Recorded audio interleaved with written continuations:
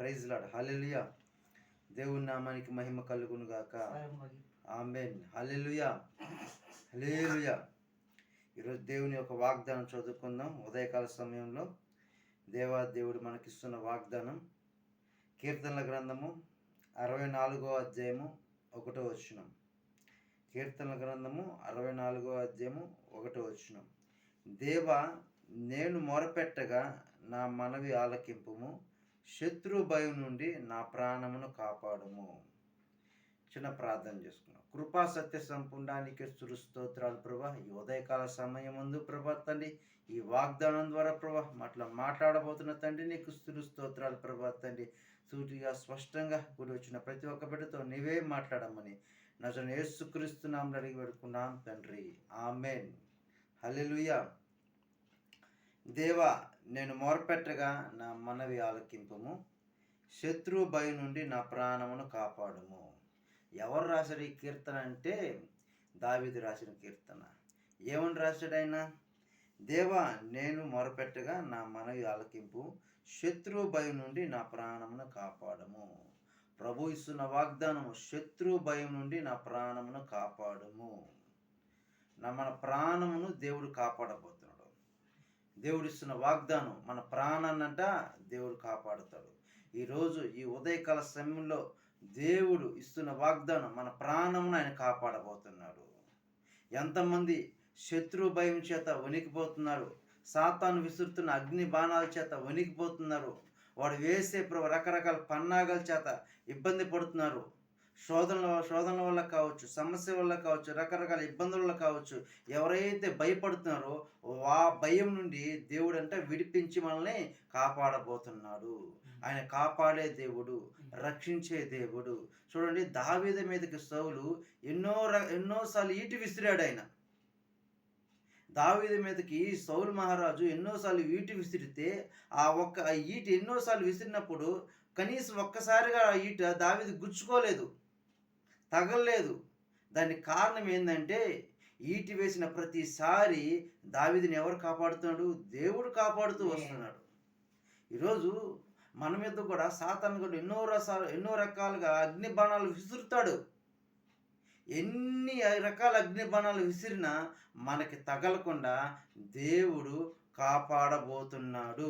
మన కుటుంబాన్ని కాపాడబోతున్నాడు, మన వాళ్ళని దేవుడు కాపాడబోతున్నాడు. ఆయన ఎవరంటే కాపాడే దేవుడు, ఆయన రక్షించే దేవుడు ఆయన.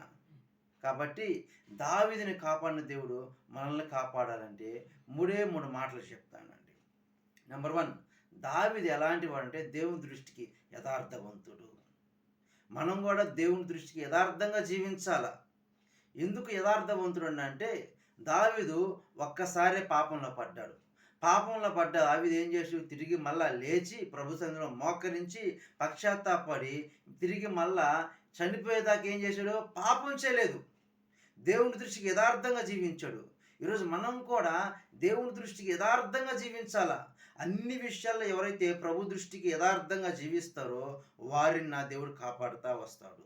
రెండోదిగా దావీదు ఎలాంటి వాడంటే దావీదు పేరులోనే ఉంది కీర్తనాకారుడు. ఆయన అంటే దేవుణ్ణి పాటల ద్వారా ఎప్పుడు ఏం చేసేవాడు? ఆరాధించేవాడు. రెండోదిగా మనం ఎలాంటి వారై ఉండాలంటే ఆయన్ని ఆరాధించేవారిగా ఉండాలి. పాటల ద్వారా, ప్రార్థనల ద్వారా, స్తుతుల ద్వారా నిరంతరం మనం దేవుణ్ణి ఎప్పుడైతే ఆరాధించేవారిగా ఉంటామో దేవుడు ఏం చేస్తాడు? మనల్ని కాపాడుతూ వస్తాడు. ఎవరైతే ఆయన ఆరాధిస్తారో, మొరపెడతారో, స్తుతిస్తారో దేవుడు ఖచ్చితంగా వాళ్ళని కాపాడుతూ వస్తాడు. మూడోదిగా దావీదు దేవుడి జీవితంలో ఏం చూశాడంటే ఒకటి యథార్థవంతుడు. రెండోదిగా ఈ దావీదు ఎలాంటి వాడు? ఆరాధించేవాడు. మూడోదిగా గమనిస్తే దావీదు తగ్గించుకునేవాడు.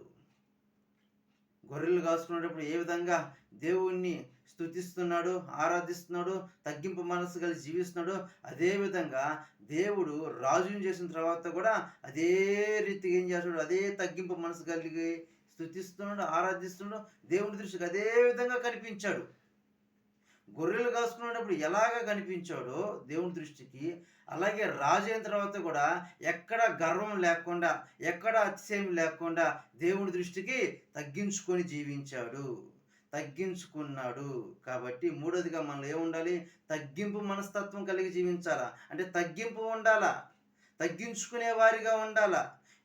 దీన మనసు కలిగి జీవించాలా. ఎవరైతే దీన మనసు కలిగి దేవుని దృష్టికి కనపడతారో వారి కుటుంబాలను నా దేవుడు ఏం చేస్తాడో నిరంతరం కాపాడుతూ వస్తాడు నా దేవుడు. కాబట్టి దావీదుని దేవుడు కాపాడడానికి కారణం ఏంటంటే ఎన్నో రకాలుగా సౌలు ఈటి విసిరాడు, తరిమాడు, ఎన్నో రకాలుగా చంపాలని ప్రయత్నించాడు. కానీ దావీదుని ఏమీ చేయలేకపోయాడు. లాస్ట్కి ఏమి చేయలేకపోవడానికి కారణం ఏంటంటే ఎన్నో రకాల ఆ ఈటలు వేసినప్పుడు తగలకుండా కాపాడడానికి కారణం ఏంటంటే దావీదులో దేవుడు ఈ గుణాలు చూచాడు. ఈ వాగ్దానం మన జీవితాల్లో ఫలించాలంటే మూడు విషయాలు చెప్పా. నెంబర్ 1, యథార్థంగా కనిపించాలి. దేవుడు మనం చూసినప్పుడు యథార్థవంతుడిగా కనిపించాలి. రెండోదిగా ఆయన ఆరాధించేవారిగా కనిపించాలి. మూడోదిగా ఎలా కనిపించాలంటే తగ్గించుకునేవారిగా కనిపించాలి. ఎప్పుడైతే మనం తగ్గించుకునే వారిగా ఈ 3 అనుభవాలు మన జీవితాల్లో ఉంటాయో ఖచ్చితంగా ఈ వాగ్దానం మన జీవితంలో ఫలింపచేస్తాడు దేవుడు. ఏం వాగ్దానం ఇచ్చాడు? శత్రువు భయం నుండి మనల్ని కాపాడుతా అన్నాడు. కాబట్టి శత్రువులు వేసే ఆ యొక్క భయం నుంచి, శత్రువు వల్ల కలిగే కీడు నుంచి దేవుడు మనం కాపాడాలంటే మనం ఎలా ఉండాలి? నెంబర్ 1, యథార్థంగా జీవించాలి. ఆయన ఆరాధించే వారిగా జీవించాలి. మూడోదిగా తగ్గించుకునే వారిగా జీవించాలి. ఎప్పుడైతే ఈ 3 అనుభవాలు మన జీవితాల్లో ఉంటాయో దేవుడు ఖచ్చితంగా మనల్ని కాపాడుతాడు, మన కుటుంబాన్ని కాపాడుతాడు, రక్షిస్తాడు. చిన్న ప్రార్థన చేసుకున్నాం. కృపా సత్య సంపూర్ణానికి స్తోత్రాలు.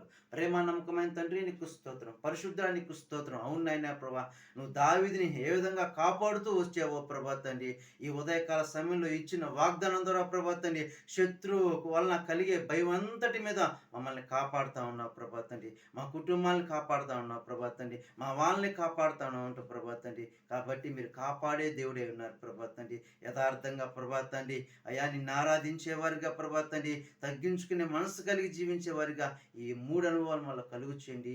మమ్మల్ని మా కుటుంబాన్ని ఈరోజు అంతా ప్రభా మీరు కాపాడి కృపదయ చేసి రక్షించమని నజరేయుడైన యేసుక్రీస్తు నామమున అడిగి పెట్టుకున్నాను తండ్రి. ఆమేన్. హల్లెలూయా, హల్లెలూయా.